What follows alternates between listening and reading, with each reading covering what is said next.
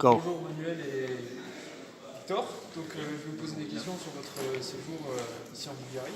Donc, comment vous avez trouvé la Bulgarie, Sofia, l'université technique, quelles ont été vos conditions de logement, de vie, les distractions que vous avez eues D'accord.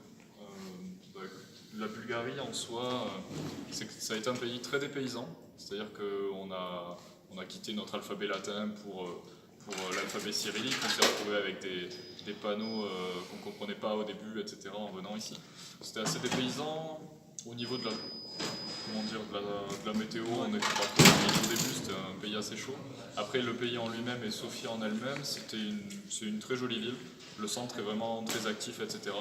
C'était vraiment intéressant de venir ici pour justement gagner en autonomie et voir de nouvelles choses. Je ne sais pas ce que tu en as pensé, Victor. Bon, à peu près pareil, ouais. C'est vrai que pour nous, ça a été, comme tu l'as dit, complètement un changement d'alphabet.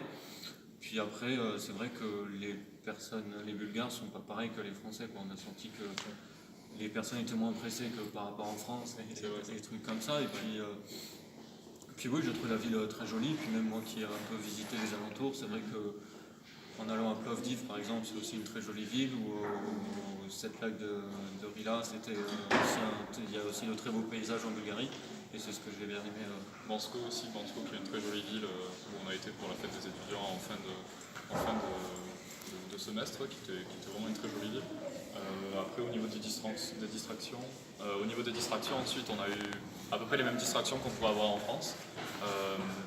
À quelque chose près que c'est pas tout à fait le même prix, donc on a pu faire un peu plus d'activités, etc. Mais on retrouve des activités comme le karting, le bowling, le billard. Après, il y a pas mal de bars aussi. On a vraiment passé un bon moment en termes d'activités de loisirs. Et niveau des moyens financiers, qu'est-ce que vous conseillez qu'il faudrait avoir comme moyens financiers pour vivre à Sofia en tant qu'étudiant par rapport à notre ville, sachant que c'est la capitale de la Bulgarie? Bah, en fait, vu que nous on avait une période très courte, on est parti 3 mois.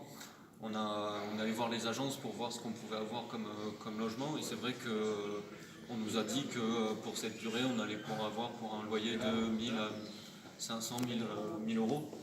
Du coup, on s'est plus rabattu sur Airbnb, qui était une solution plus fiable, et on n'avait pas à chercher de l'équipement ou à meubler un appartement. Je sais pas si... Oui, c'est sûr. Après, c'est sûr que ça peut paraître un peu cher quand on parle de ce prix-là, mais il faut dire que nous, on cherchait une colocation pour 3 personnes, donc avec 3 chambres, donc effectivement 1200 euros. Au final, c'est ce qu'on a retrouvé sur Airbnb, ça nous revenait à 400 euros chacun.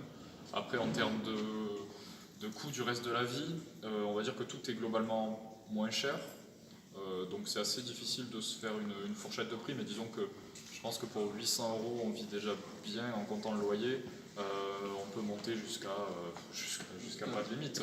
Je veux dire, à partir de 1000 euros, on peut dire que c'est plutôt optimal et qu'on se fait vraiment plaisir, ici.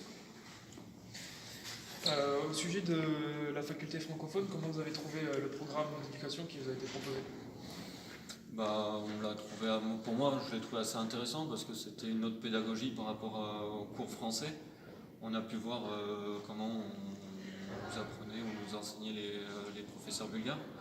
C'est ça qui était intéressant. Et puis après, sinon, moi, mon cours préféré, c'était le Java, parce que je suis quelqu'un de technique, ou le réseau, parce que j'avais quelques difficultés là-dedans, et c'est vrai que ce cours-là m'a permis de comprendre un peu plus de choses. Je ne sais pas ce que tu en as pensé. Oui, comme tu l'as dit, c'était vraiment quelque chose de très différent de ce qu'on peut rencontrer en France, que ce soit tant au niveau des cours que des examens ensuite. Après, voilà, les cours que j'ai préférés moi, ça a été des cours assez techniques, donc comme le Java, le réseau, comme il l'a dit. La programmation système aussi était très sympa à découvrir. Les professeurs sont assez pédagogues, c'était vraiment une belle expérience. Et le cours de bulgare en soi nous a bien servi. On ne peut pas dire qu'on est devenu bilingue vu qu'on est resté que 3 mois, mais disons que l'alphabet cyrillique n'a quasiment plus de secret pour nous. On arrive à lire facilement les panneaux, les écrits, etc. Et ensuite, ça nous a servi aussi à pouvoir démarrer des discussions et à se faire comprendre et à comprendre aussi les Bulgares ici. Au niveau des compétences que vous avez acquises, est-ce que vous avez quelque chose en particulier par rapport à la valeur ajoutée de votre semestre passé ici à l'université francophone? Pour ma part, je peux dire que j'ai progressé en technique, en compétences techniques. C'est-à-dire que moi qui fais plutôt du réseau en France, on a bien eu un cours de réseau, mais on a abordé d'autres aspects, ou même les mêmes aspects, mais plus en profondeur, d'une manière très pédagogue. Donc honnêtement, ça m'a bien servi. Les cours de programmation m'ont énormément servi aussi. En fait, il n'y a eu que de la valeur ajoutée. Si moi je fais le bilan du avant-après, c'est vraiment que de la valeur ajoutée. Pour moi, je pense que je vais dire la même chose. C'est vrai que le Java, moi qui suis dans le domaine, j'ai vu un autre axe, ce qui m'a permis de progresser aussi là-dedans. Et puis le réseau, comme je l'ai dit, j'avais quelques difficultés. C'est vrai que le cours qui était assez pédagogique plutôt, était très bien fait. Et du coup, ça m'a permis de progresser là-dedans. Et puis le bulgare aussi, j'ai bien aimé le cours de bulgare, d'apprendre une nouvelle langue, d'apprendre à lire l'alphabet cyrillique, qui était pour moi complètement flou avant d'arriver ici. Est-ce que vous pouvez conseiller ou déconseiller aux futurs étudiants de suivre les études ici même à la faculté francophone et pourquoi?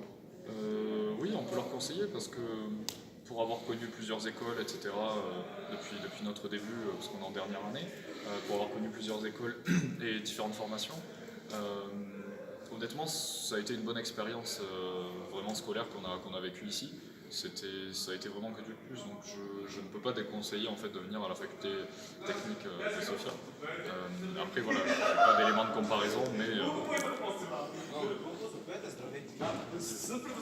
du coup, pour moi, c'est pareil, je conseille aux étudiants à venir parce que c'est quand même on a quand même de beaux locaux, une université à peu près neuve, il y a un beau campus, du coup, c'est vrai que ça donne envie de venir. Puis, bon, pour nous, ce qui était bien aussi, c'était qu'on était en petit groupe, on était 8, du coup, on se sentait en formation plus qu'en cours, en fait. C'était plus de l'interaction avec les professeurs qu'un cours magistral, en fait. Et c'est ça qui m'a beaucoup plu.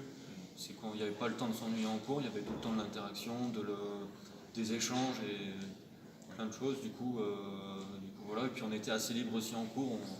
C'est ça qui a fait que je peux conseiller cette université-là.